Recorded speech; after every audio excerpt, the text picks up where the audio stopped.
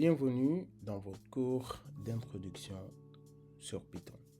Alors, dans cette vidéo, je vais vous montrer comment vous allez télécharger Python et un environnement intégré de développement afin de pouvoir commencer à programmer avec Python dans votre propre ordinateur. Alors, pour ce faire, le processus est assez simple et entièrement gratuit. Alors, vous avez besoin de deux étapes. La première étape, c'est d'aller ouvrir une nouvelle page de recherche Google et vous allez taper télécharger Python. On appuie sur Entrée. Ensuite de ça, on peut aller cliquer tout de suite sur le premier résultat que Python nous propose. On clique là-dessus. Alors ici, je tiens à attirer votre attention. Donc Python va nous proposer la dernière version stable qui est compatible avec notre système d'exploitation. Alors moi, j'ai un Mac en ce moment-là et la version la plus stable et la plus récente que Python propose en ce moment, c'est la version 3.14.2. Ça se peut que si vous regardez la vidéo dans un temps ultérieur, la version que vous allez avoir ici sera différente, mais le processus va rester la même chose. Alors, il y en a aussi qui ont des ordinateurs avec des systèmes d'exploitation différents, c'est-à-dire des Windows ou des Linux ou d'autres systèmes d'exploitation. Donc, on peut aller les chercher directement ici ou on peut aller chercher Windows ou Linux ou genre Android si jamais vous avez une machine qui a d'autres systèmes d'exploitation. En ce moment-là, il faut juste cliquer sur, par exemple, Windows et la page Python va vous proposer la dernière version stable à télécharger.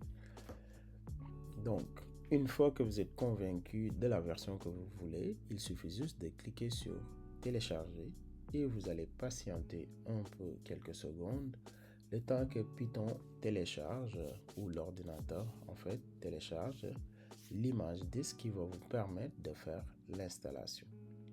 Alors une fois le téléchargement terminé, il faut juste double-cliquer là-dessus.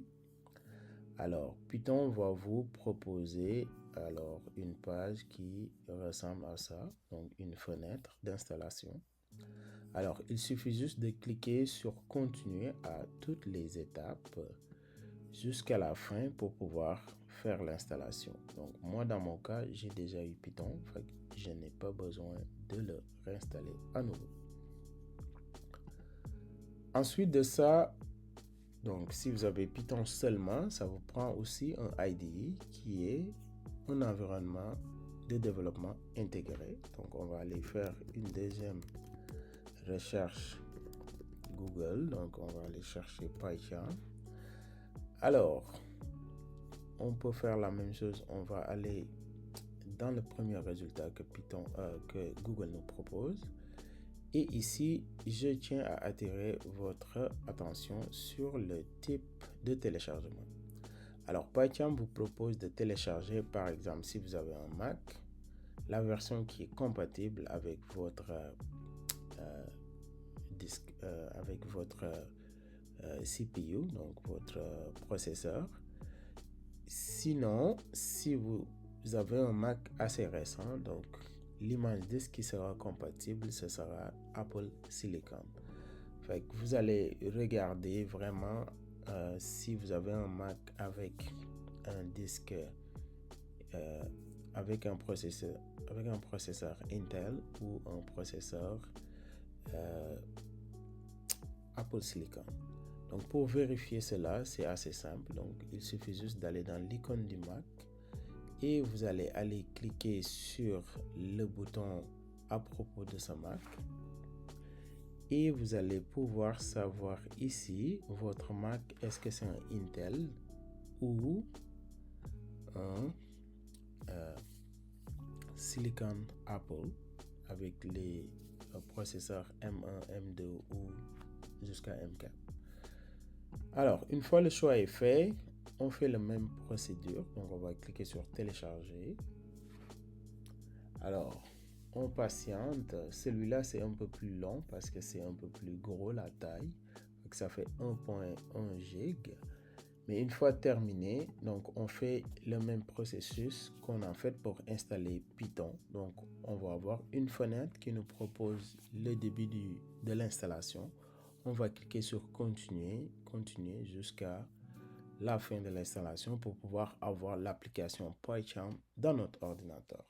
Alors moi je ne le refais pas parce que j'ai déjà l'application PyCharm dans mon ordi.